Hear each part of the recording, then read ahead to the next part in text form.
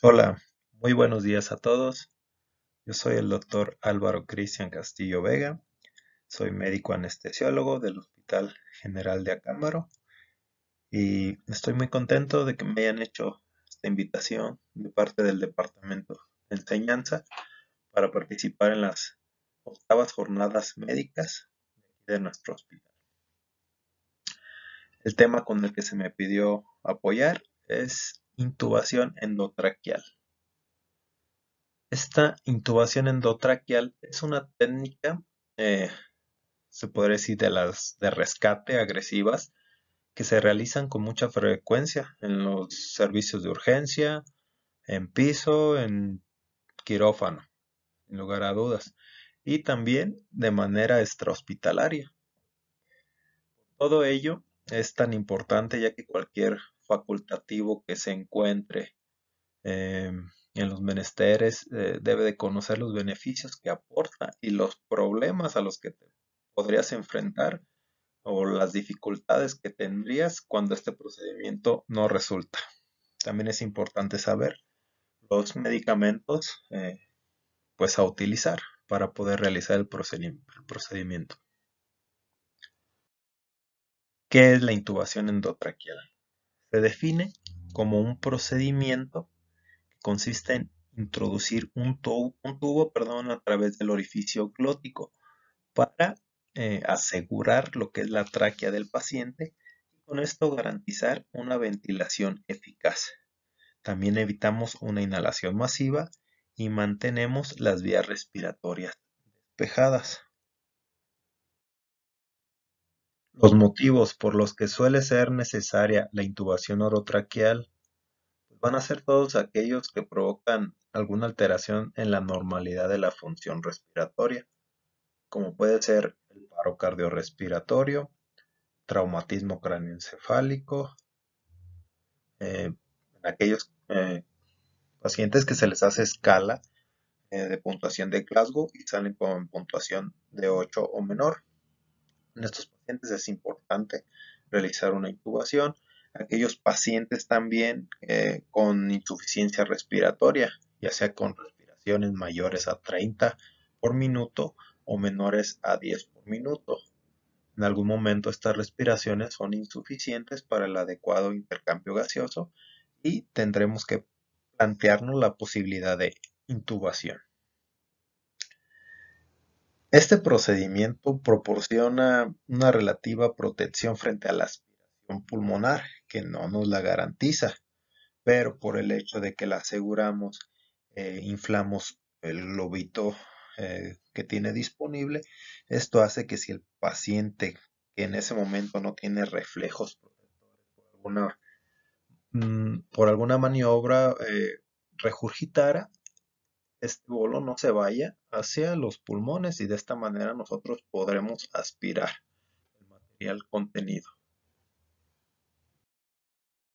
Aquí en esta diapositiva tenemos las técnicas con las que contamos para poder intubar a un paciente. La técnica orotraqueal, la nasotraqueal, cricotilotomía y traqueotomía. Estos dos últimos procedimientos se dejan para situaciones de urgencia, situaciones en las que no pudimos ni ventilar ni intubar a nuestro paciente, entonces de manera urgente hay que realizarlas. Estas dos últimas se van a revisar en otro capítulo de estas exposiciones. Ahora en esta presentación revisaremos lo que es la técnica orotraqueal y nasotraqueal, que de estas dos la que mayormente utilizamos es la orotraqueal. ¿Por qué? Porque por su fácil accesibilidad y porque tardamos menos tiempo en realizarla que la nasotraqueal. Ahorita revisaremos un poco las diferencias que hay entre estas dos y nos podremos dar cuenta que es un poco más complejo. Pero al final de cuentas, estas son las técnicas que debemos conocer para poder intubar a nuestro paciente.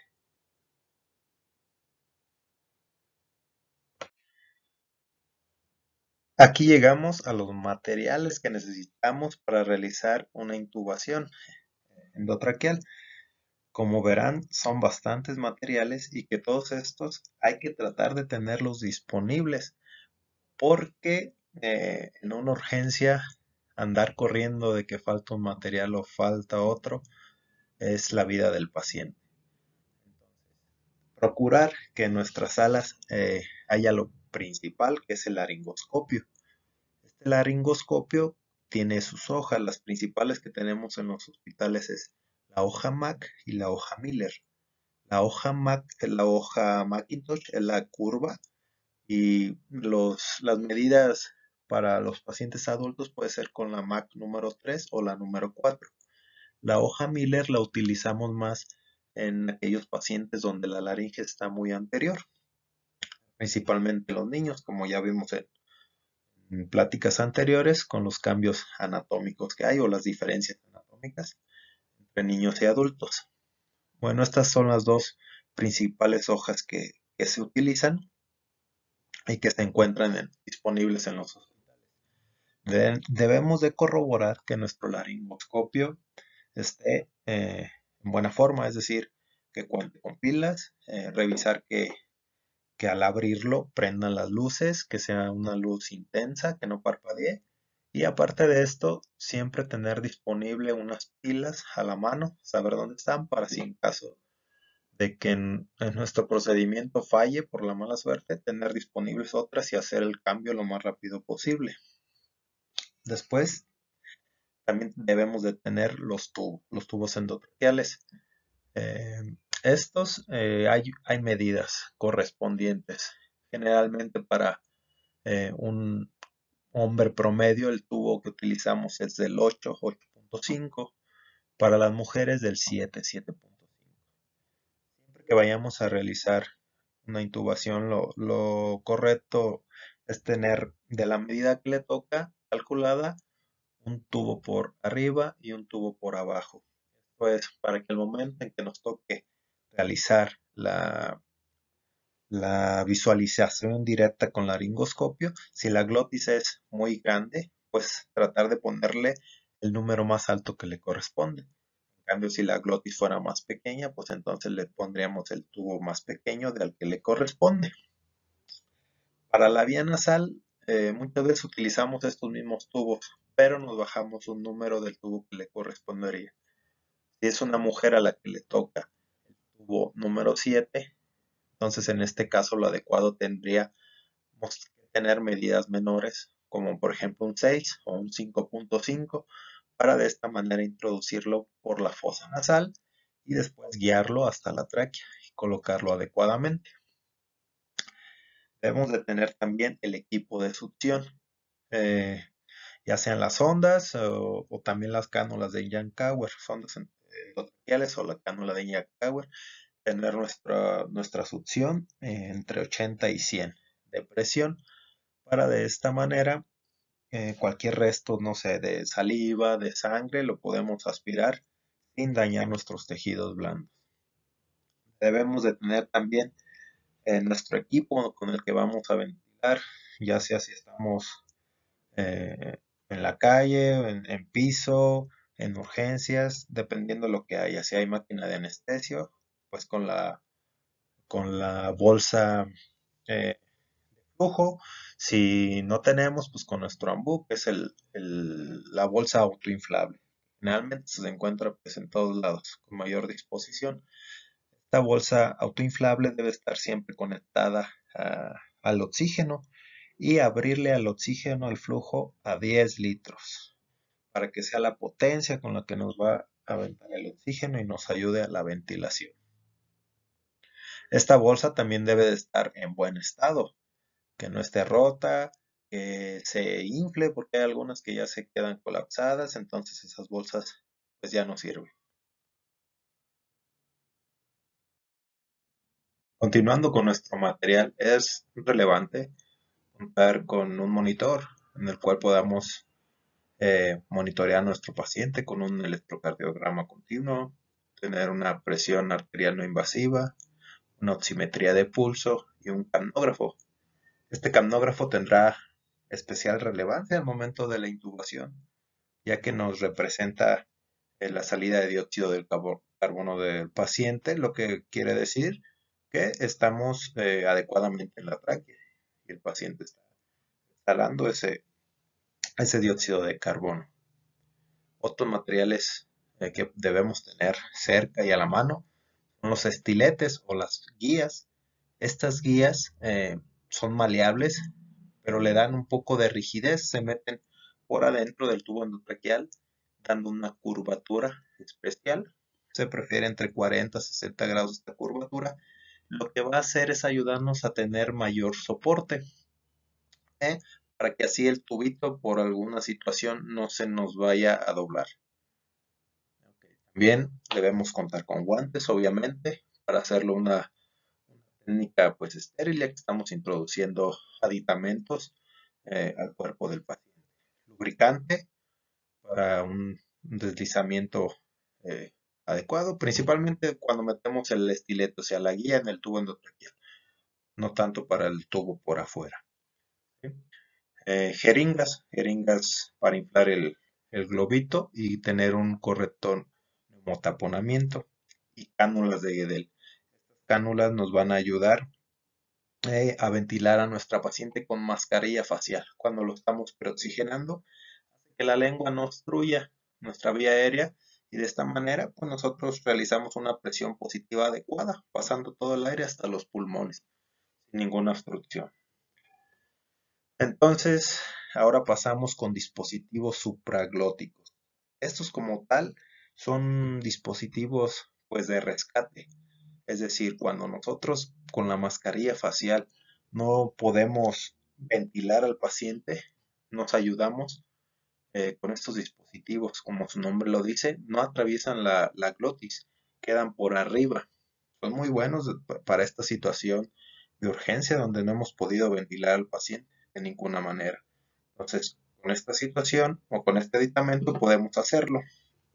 Algunas de las eh, efectos secundarios que puede tener es que ese aire que administramos muchas veces no queda un sellado adecuado y el aire pasa también a lo que es el esófago, al estómago, y si hay contenido alimenticio, pues este se puede regurgitar e irse a los pulmones porque no está protegido con el globito como si estaría con el tubo endotraqueal.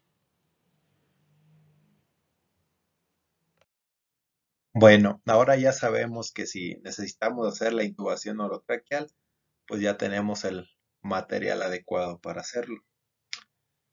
Tendremos ahora que ir con nuestro paciente, ir a visitarlo, ver en qué condiciones está, ¿sí? Valorar sus signos vitales, su presión arterial, frecuencia respiratoria, saturación, etcétera, etcétera. Hay que hacer una valoración preanestésica con las escalas que ya hemos estado viendo. La de Malampati, Patti-Aldrete, distancia interincisiva, Bellhaus, todas estas mediciones que nos dan o nos acercan si tendremos una vía aérea difícil o no, esperada, para así estar preparados, a lo mejor con mayor equipo, a lo mejor con otro experto en la vía aérea que esté ahí junto a nosotros, o para tener más material. Es decir, muchas veces nuestro laringoscopio no va a ser suficiente para vías aéreas muy difíciles. Ya va a ser necesario utilizar un videolaringoscopio o un fibrobroncoscopio. Pero esto también se verá en otras pláticas. Hay que pasar a visitar a nuestro paciente. Hay que informarle a él y a los familiares qué se le va a hacer, por qué se le va a hacer, cuáles son los beneficios que obtendrá, pero también cuáles son los riesgos que existen al hacer este procedimiento. Ya sabemos que es un procedimiento muchas veces de urgencia, donde los minutos son vida, que si no se actúa rápidamente, que si no se resuelve, el paciente cae en desaturación en parada respiratoria. Entonces todo esto debemos avisarle a nuestros pacientes que estén bien conscientes de ello y que pongan su firma si aceptan en nuestro consentimiento informado para así tener un respaldo médico legal que avale el procedimiento. Ahora sí hemos llegado a cómo se realiza esta técnica. Trataremos de ir describiendo los pasos más relevantes para poder lograr una adecuada intubación traqueal. Tenemos aquí unos esquemas para irnos guiando un poquito mejor. Bueno, nuestro paciente debe estar en decúbito dorsal. Debe estar en una camilla fija, es decir, que no se mueva, que esté más o menos a la altura del apéndice sifoides del operador, para que de esta manera pueda tener una mejor observación hacia las estructuras laringeas. Debemos de tener, pues, como ya sabíamos dentro de nuestros materiales, la mascarilla facial.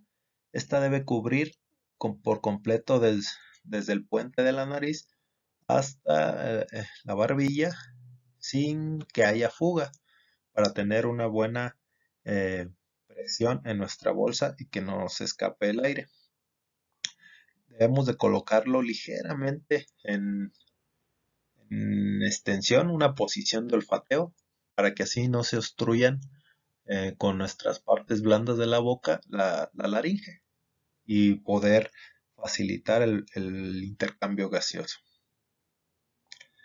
Es muy importante que se preoxigene al paciente. Las guías dicen que durante 3 minutos, por lo menos con FiO2 al 100%. Esto sirve también para dar una latencia adecuada a los medicamentos. Esta preoxigenación, ¿por qué es importante? Esta preoxigenación sirve, como su nombre lo dice, para que el oxígeno que esté en los pulmones sea mayor.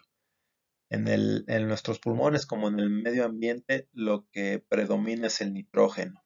Entonces, a nosotros preoxigenar, hacemos que ese nitrógeno salga y se intercambie por oxígeno, para que al momento de tener una apnea o que dejemos nosotros de ventilar, los campos pulmonares tienen mayor oxígeno para distribuir a todo el organismo y nuestra capacidad pulmonar es mayor. De esta manera, en lugar de si dejas del ventilar al paciente y que caiga en desaturación, no sé, al minuto, en un paciente sano, de esta manera te puede durar y está descrito hasta 10 minutos. 10 minutos en desaturarse. Por eso es tan importante utilizar la preoxigenación con esta mascarilla facial con FiO2 al 100%. Hay que introducir la hoja del laringoscopio suavemente. Se agarra con la mano izquierda y se va separando los labios con la mano derecha. Hay que avanzar lentamente mientras rechaza la lengua con una ligera tracción hacia el plano que vamos avanzando. ¿Sí? Vamos introduciendo poco a poco hasta topar y ver esto. Esto es la glotis, las cuerdas vocales. ¿Sí? Ya con nuestro laringoscopio insertado y visualizando.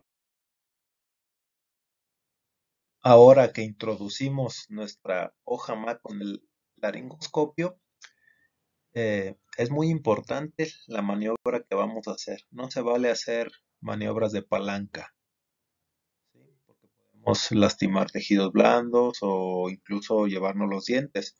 Aquí lo que hay que hacer es este movimiento siempre. Ya que lo introducimos de manera suave, atraumática, ahora lo que sigue es hacer fuerza hacia adelante y un poco hacia arriba, ¿sí? Para extender la mandíbula y así poder guiar nuestros ejes oral, nuestro eje oral, faringio y laringio, que estén lo más alineados posibles para poder hacer o visualizar mejor las estructuras. Entonces esta maniobra es bien importante, cargando la punta de nuestra hoja en la vallécula, ¿sí? En esta partecita, y ahí levantarlo un poco para que la epiglotis se vaya hacia arriba y esta epiglotis se va a levantar, entonces nos va a permitir ver la glotis. Visualizando esto, vemos que las cuerdas están abiertas, entonces el paso está libre para ahora sí poder introducir nuestro tubo. Este tubo ya debe estar previamente verificado de que el globito funcione, ¿sí? Inflarlo y desinflarlo de manera que funcione bien, para ahora sí introducirlo. Por aquí es por donde podemos agregar una guía si lo creemos adecuado para que nos dé mayor firmeza. También se puede realizar sin guía. Introducirlo. La manera correcta es que nosotros veamos pasar toda esta parte, ir pasando sobre la glotis. Y a manera que esto quede por debajo de las cuerdas bucales, quiere decir que nuestro tubo quedó en una posición ideal. Podemos ahora insuflar manguito, no pasándonos de una presión de 30 milímetros de mercurio, ¿sí? Y ahora sí, proceder a fijarlo en la comisura labial. Previamente vamos a verificar que, que nuestro tubo esté correcto. ¿Cómo lo hacemos? De manera clínica, viendo que nuestro tórax expande, ambos tórax al mismo momento en que realizamos la presión positiva. Y también podemos ver columna de aire salir por el tubo, quiere decir que es el aire que está saliendo de los pulmones. Y muy importante, el canógrafo que ya habíamos dicho que debíamos de tenerlo para ver ahí el dióxido de carbono salir. Estos tres pasos, además de, muy importante también la auscultación, sí, de escuchar directamente sobre los campos pulmonares la entrada y salida de aire. Estos datos nos dan certeza de que nuestro tubo fue bien colocado y de que el paciente tiene asegurada su vía aérea. Ahora sí, momento de conectarlo pues al ventilador que le va a estar dando el soporte, ya con los parámetros que nosotros ocupemos para cada paciente. Ya el balón, pues aquí lo dijimos, se debe de inflar a 30 centímetros de agua y hay que retirar la hoja. Sí, todo esto es lo que ya habíamos dicho, comprobando la posición correcta del tubo y fijarlo ahora hacia el circuito ventilatorio.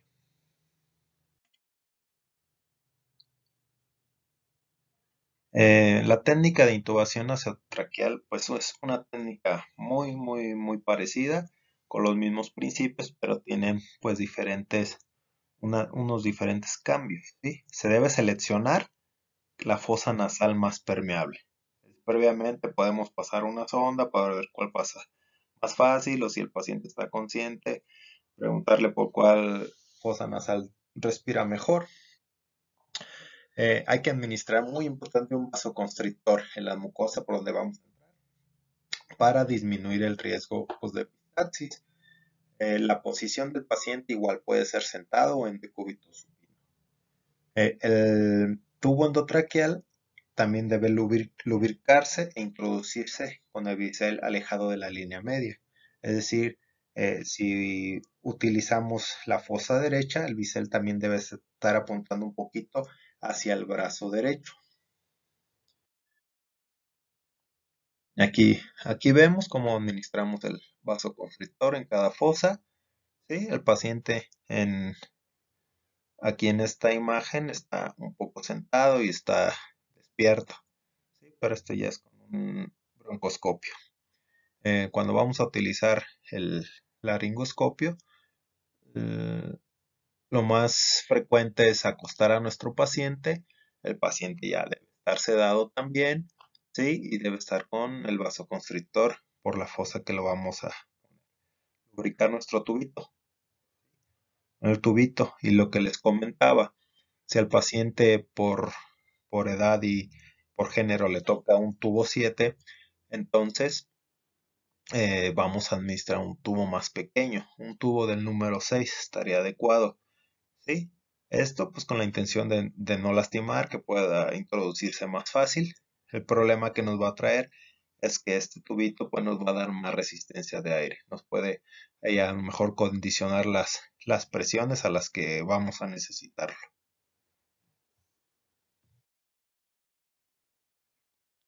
Ahora sí vamos a ver un poco la técnica y cómo hay que seguirla.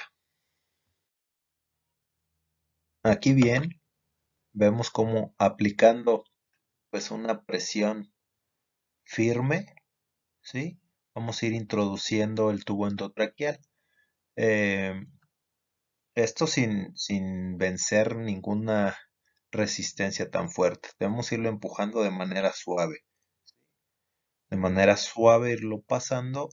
Vamos a sentir una ligera resistencia cuando vamos en orofaringe, de manera que no nos cueste tanto pasarla, ¿sí? Y aquí disminuye la resistencia que vamos a encontrar.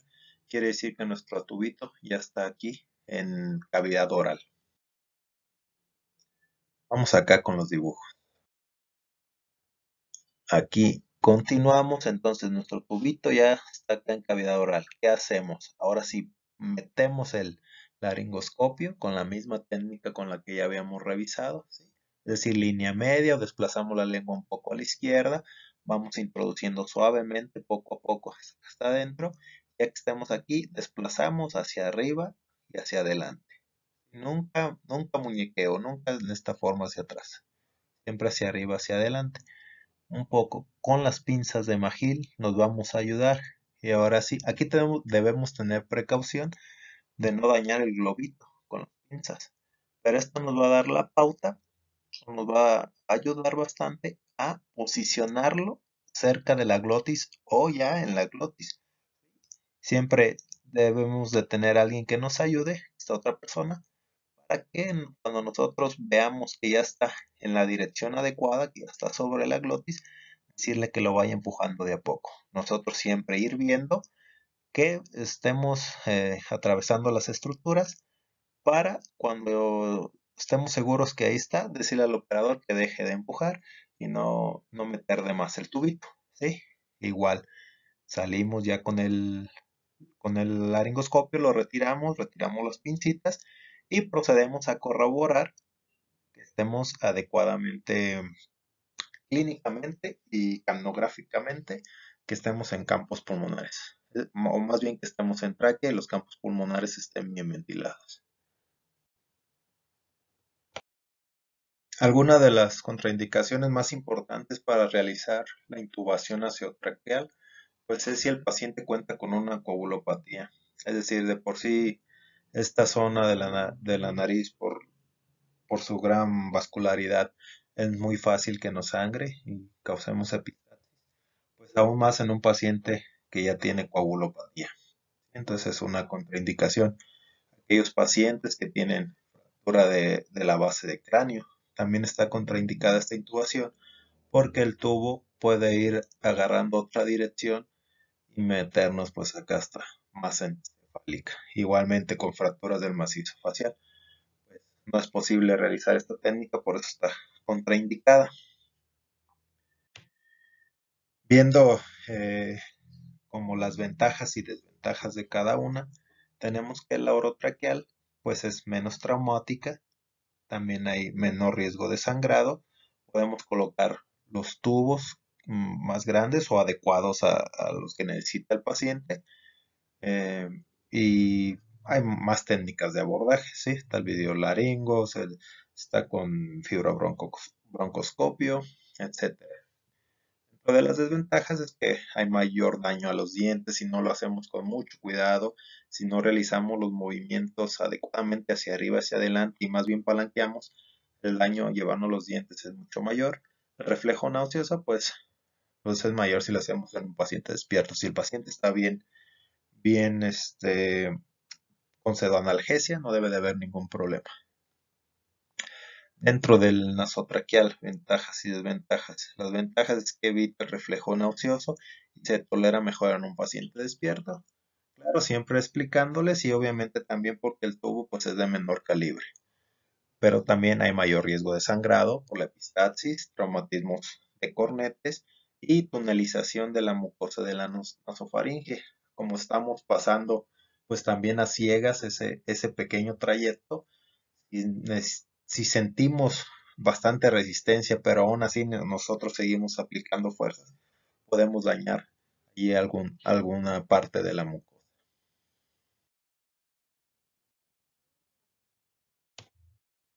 Bien, pues esto ha sido todo por mi parte.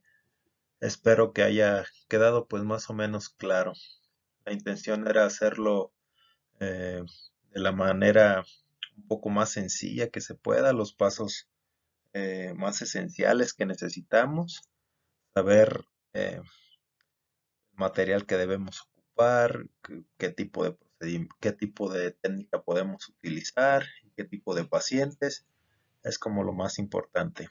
Y más en estos tiempos de pandemia que estamos viviendo, donde pues llega tanto paciente con insuficiencia respiratoria y es necesario muchas veces la intubación para prolongar el tratamiento que necesita el paciente.